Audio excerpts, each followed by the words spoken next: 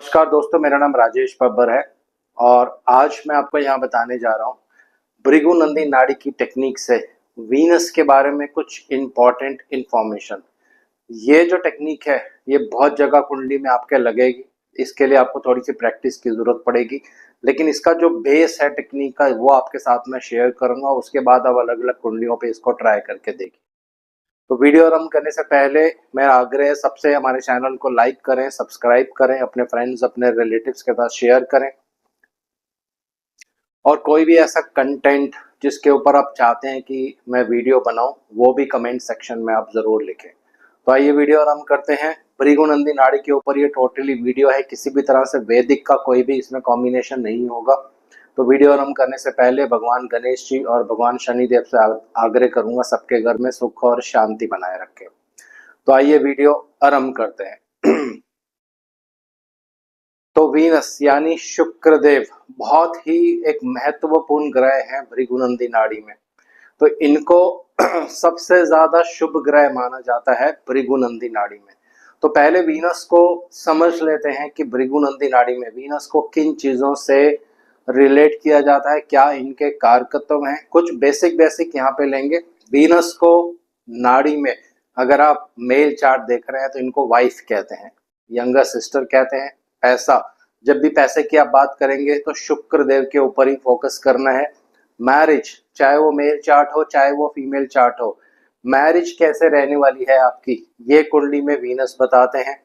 और Venus beauty को indicate करते हैं। वीनस आपकी व्हीकल यानी गाड़ी जो आप लेते हैं, मकान, इसको भी वीनस इंडिकेट करते हैं। और एक बहुत ही इम्पोर्टेंट पॉइंट है जिसके ऊपर ये पूरी वीडियो अभी आधारित रहने वाली है, वो है वीनस मेडिसन्स। मेडिसन्स का दूसरा रूप आप ले सकते हैं हीलिंग। चाहे वो हीलिंग काउंसलिंग से व्यक्ति कर रहा हो, चाहे वो हीलिंग एज अ टीचर आप अपने स्टूडेंट्स को पढ़ा रहे हो, लेकिन कहीं ना कहीं इसमें वीनस का बहुत ही महत्वपूर्ण रोल होता है। तो इसी टेक्निक के ऊपर मैं आपको कुछ इसी विधि के ऊपर कुछ टेक्निक्स बताने वाला हूँ। तो वीनस को कहते हैं हीलर, और वीनस को कहते हैं पैसा, और वीनस को कहते हैं मैरिज। इन तीनों से रिलेटेड कुछ पॉइंट्स मैं आपको सबसे पहले बताऊंगा। तो उदाहरण के लिए किसी भी कुंडली में लड़का हो चाहे लड़की हो, अगर वीनस जुपिटर के सेकंड हाउस में हो, तो उदाहरण एक सिंपल कुंडली लेते हैं। कैसे इसको कोरिलेट करना है, सिंपल ढंग से बताऊंगा आपको ताकि जो इसका फंक्शन है वो आपको आराम से समझ आ जाए। तो अगर किसी का भी जुपिटर कहीं भी हो सकता है, इररिस्पेक्टिव, अभी यहाँ पे साइन नहीं ले रहे हैं, या तो किसी के भी बृहस्पति कुंडली में कहीं भी हो सकते हैं, यानी जुपिटर हिंदी और इंग्लिश दोनों में मैं लिख रहा हूं। उसके सेकंड हाउस में अगर शुक्र होंगे यानी वीनस होंगे, तो आप कह सकते हो, चाहे वो मेल चार्ट हो चाहे वो फीमेल चार्ट हो, विवाह के बाद बहुत पैसा आता है। विवाह के बाद एकदम फाइनेंशियल पोजीशन इंप्रूव होनी शुरू हो जाती है।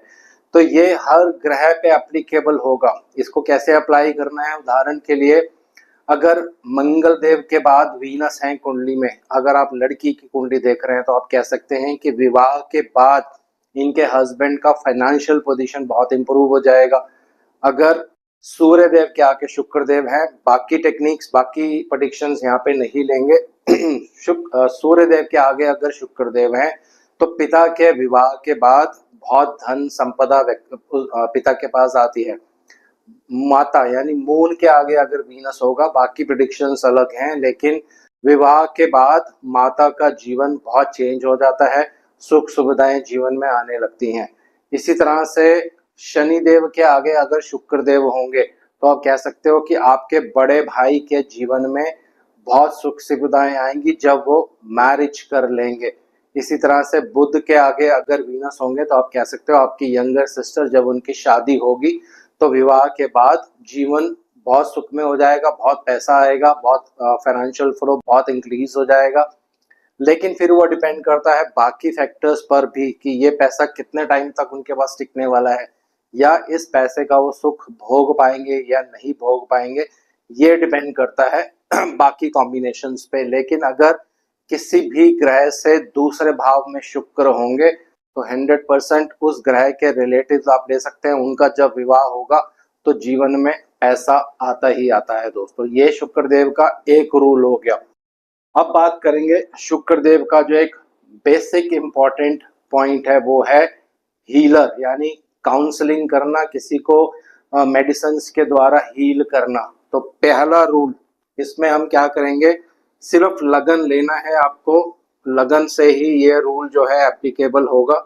और बहुत इंपॉर्टेंट पॉइंट है, उदाहरण के लिए किसी के 10th हाउस में ये होता है 10वां घर कुंडली का, पहला, दूसरा, तीसरा, चौथा, पांचवा, छठा, सातवां, आठवां, नौवां, 10वां, ये होता है 10वां घर।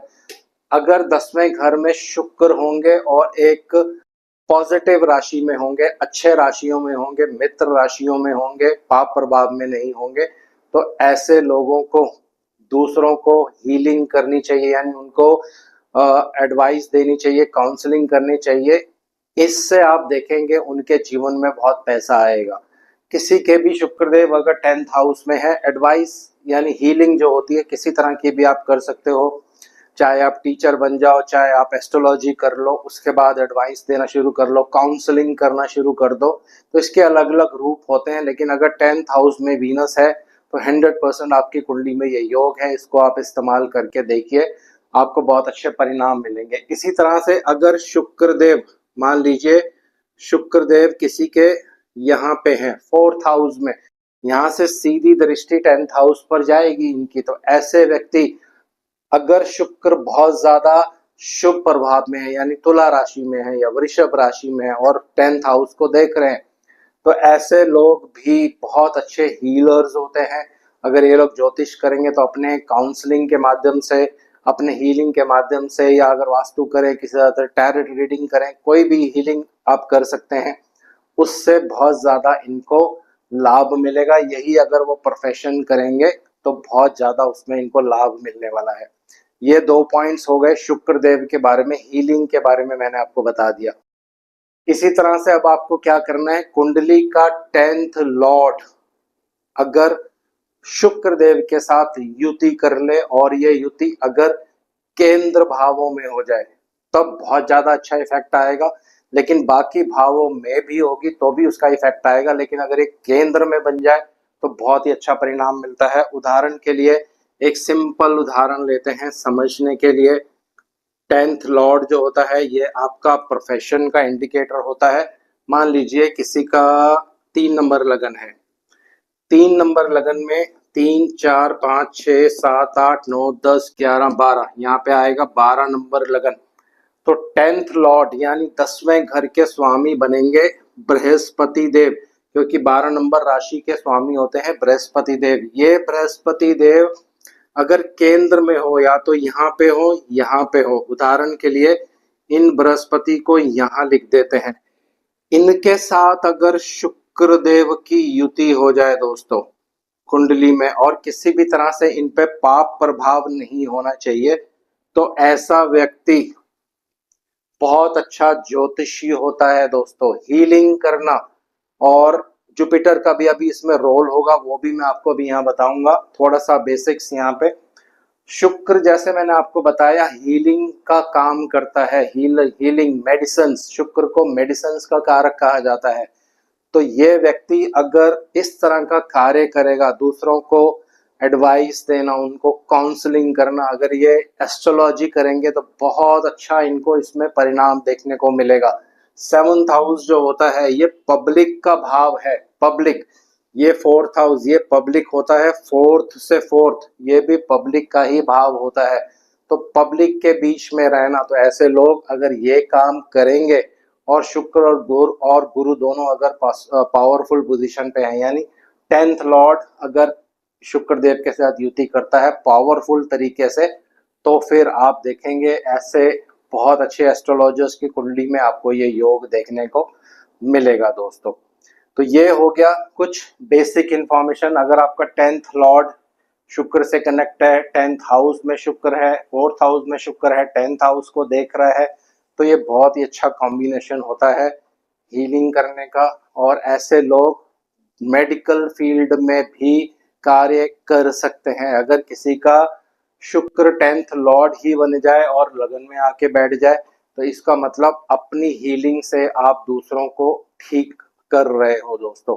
तो बहुत ही अच्छे कॉम्बिनेशंस होते हैं कुंडली में, इनको आप इस्तेमाल करके देखिए अपने अपने चार्ट्स पर। और नेक्स्ट वीडियो में मैं आपको बताऊंगा शुक्रदेव और गुरुदेव का कंजंक्शन, यानी उनकी युति किस तरह से आपको परिणाम देगी कुंडली में।